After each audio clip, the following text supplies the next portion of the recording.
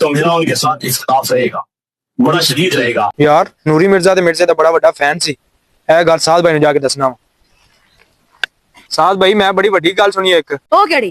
سعد بھائی یہ ویڈیو سنو ذرا۔ آنے والے سنڈے میں جنم کی اکیڈمی میں ایک بار پھر یہ نعرہ لگے گا کہ میرے نبی صاحب ہے ہی کوئی نہیں، تیرے بابے شاہی کوئی نہیں۔ ہاں جی، لیکن دیکھنا یہ ہوگا کہ کیا انجینئر صاحب صرف مرے ہوئے بابوں کے خلاف نعرہ ماریں گے یا موجودہ جدید کے خلاف بھی کوئی کلمہ حق بلند کریں گے۔ انجینئر صاحب میرے استاد ہیں، احترام تھا، احترام ہے اور احترام رہے گا، لیکن اگر انجینئر صاحب نے آ کے اکیڈمی میں ان مرے ہوئے بابوں کے خلاف نعرہ مارا، اس کے لیے میں سپورٹ کرتا ہوں، اور وہ بھی اتنا آسان کام نہیں ہے، بڑا دلیری کا کام ہے جو انہوں نے کیا، لیکن اس سے بھی بڑا دلیری کا کام ہے اگر وہ موجودہ جدید کے خلاف کلمہ حق بلند کر دیں۔ لیکن اگر وہ نہ کریں تو میرا ان کے ساتھ اختلاف رہے گا، بڑا شدید رہے گا، لیکن میں کبھی بھی یہ نہیں بولوں گا کہ انجینئر صاحب میرے استاد ہیں۔ دیکھتے ہیں اس سنڈے پہ کیا ہوتا ہے اور ہمیں کیا سننے کو ملتا ہے اور انجینئر صاحب میں کیا تبدیلی آئی ہے۔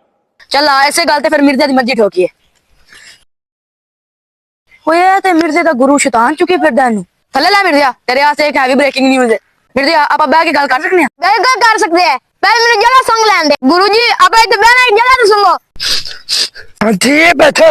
مرزا تیرا شاگرد نوری کہندا سی میرا استاد مرزا انجینئر لکھاں سٹوڈنٹاں نو شرک چ کڈ کے توحید وال لے آیا۔ الحمدللہ میرے نبی صاحب ہے ہی کوئی نہیں، تیرے بابے تے شے ہی کوئی نہیں۔ میں تیری تے تیرے شاگرداں دی توحید پرستی دا پوسٹ مارٹم کرن آیا ہوں۔ توحید دی بنیاد عدل ہے۔ توحید صرف اے نہیں کہ اللہ ایک ہے، بلکہ اے بھی ہے کہ فیصلہ اللہ تعالیٰ دے حکم دے مطابق ہوئے تے حق نو ہر حال وچ حق منیا جائے۔ اپنے لئی ایک معیار تے دوسرے لئی دوسرا معیار نہ رکھیا جاوے۔